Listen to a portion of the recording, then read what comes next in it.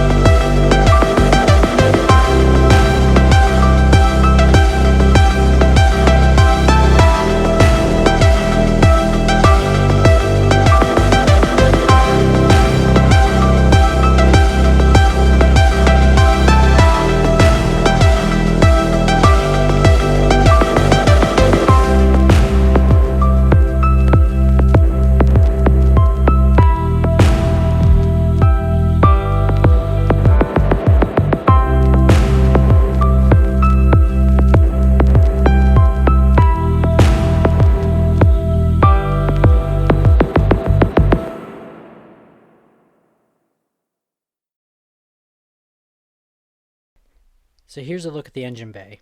Here's the air filter and air box. To the side of the heat shield is where the nitrous and fuel solenoids are mounted. Below them is where the purge solenoid is mounted. Up above that, the top of the intake is where the first nitrous nozzle is mounted. And from further back we can see the number 2 fogger nozzle as well as their proximity to the throttle body.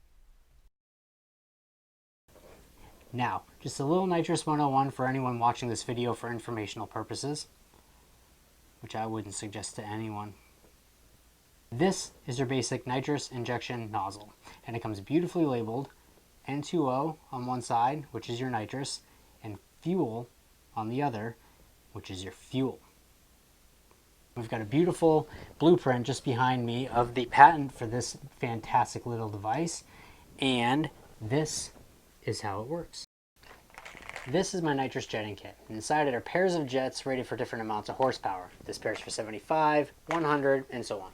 Now, according to a jetting chart like this one from Nitrous Outlet, you pair the jets depending on the amount of horsepower you're actually trying to create. So, depending on the amount of fuel pressure that your car is running, you use the PSI chart at the top for the fuel injection side, and I'll show you that in just a second. The IS300 has been upgraded with a Walbro 415 tank fuel pump, which allows us a very steady amount of fuel pressure that keeps us nice, safe, and accurate. So, how this works is, you're using the chart, say you want to make 100 horsepower. So, we take our 52 nitrous jet, we put it on the nitrous side of the jetting nozzle, and then with the blue AN line, that screws on just like that. Now on the fuel side, and if you're making say 55 psi of fuel, it wants you to have a blah jet. In this case, 28. Take 28 jet, same thing on the fuel side, and don't get these mixed up. And then you have your red fuel AN line, and then you screw that on just like that, and then this is what goes into the intake, which is what I'm not about to show you because we got to do this twice to the intake of the IS300, which is extremely difficult to do even if I had 3 hands and an infinite amount of patience, neither of which I actually possess.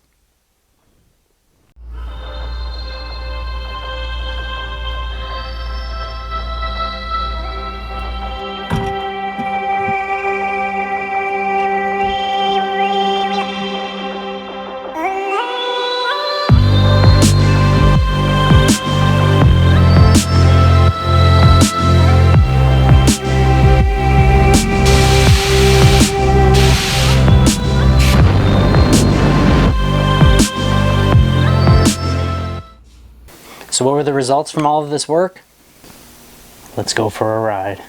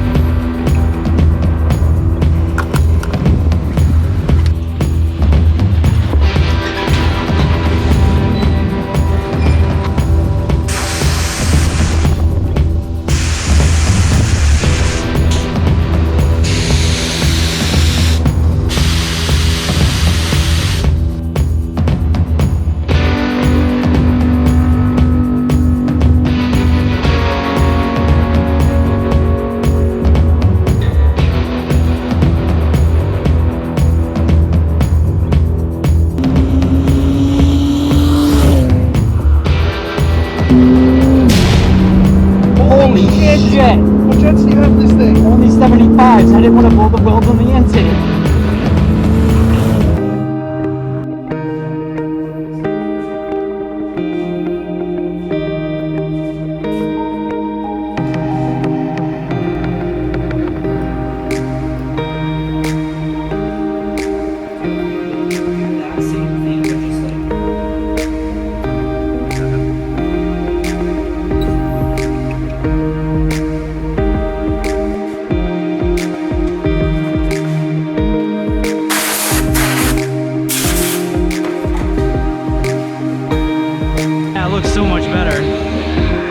incredible.